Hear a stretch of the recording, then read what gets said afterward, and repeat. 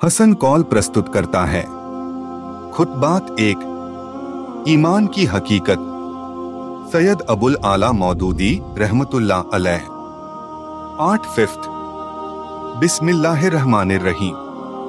अल्लाह के नाम से जो बड़ा ही मेहरबान और निहायत रहम वाला है। मुसलमान और काफिर का असली फर्क की वजह इल्म और अमल। इससे मालूम हुआ कि मुसलमान को काफिर से अलग करने वाली सिर्फ दो चीजें हैं, एक इल्म और दूसरी अमल।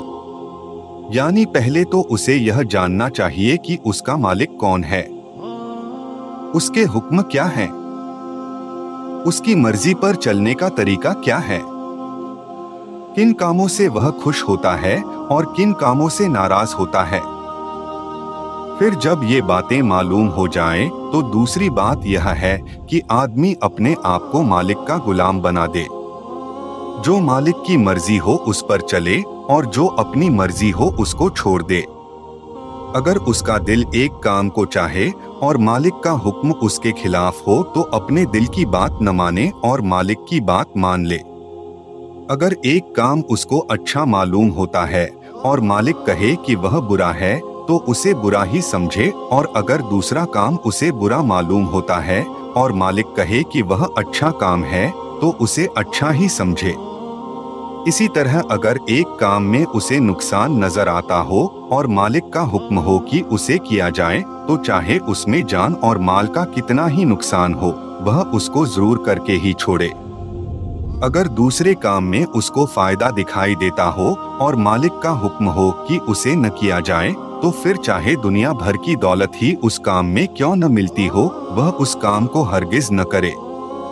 यह इल्म और यह अमल है जिसकी वजह से मुसलमान खुदा का प्यारा बंदा होता है, उस पर खुदा की रहमत उतरती है और खुदा उसको इज्जत देता है। काफिर यह इल्म नहीं रखता और इल्म न होने की वजह से उसका अमल भी यह नहीं होता, इसलिए वह खुदा का जाहिल और नाफरमान बंदा होता है और खुदा उसको अपनी रहमत से महरूम कर देता है।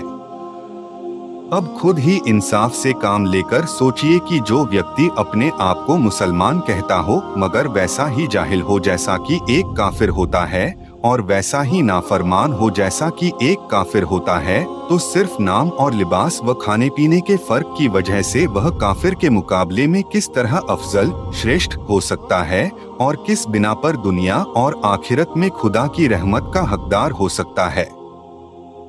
इस्लाम किसी नस्ल या खानदान या बिरादरी का नाम नहीं है कि बाप से बेटे को और बेटे से पोते को आप ही आप मिल जाए। यहाँ यह बात नहीं है कि ब्राह्मण का लड़का चाहे कैसा ही जाहिल हो और कैसे ही बुरे काम करे मगर वह ऊंचा ही होगा, क्योंकि ब्राह्मण के यहाँ पैदा हुआ है और ऊंची जात का है। और चमार का लड़का चाहे इल्म और अमल में हर तरह से उससे बढ़कर हो मगर वह नीचा ही रहेगा, क्योंकि चमार के घर पैदा हुआ है और शूद्र है। यहाँ तो खुदा ने अपनी किताब में साफ कह दिया है कि इन अक्रमकुम इंदल्लाहिल फिकुमा। जो खुदा को ज्यादा पहचानता है और उसकी ज्यादा फरमा बरदारी करता है वही खुदा की नजर में ज्यादा इज्जत वाला है। कुरान 49:13। हजरत इब्राहीम अलैहिस्सलाम एक बुत परस्त के घर पैदा हुए मगर उन्होंने खुदा को पहचाना और उसकी फरमा बरदारी की, इसलिए खुदा ने उनको सारी दुनिया का इमाम बना दिया।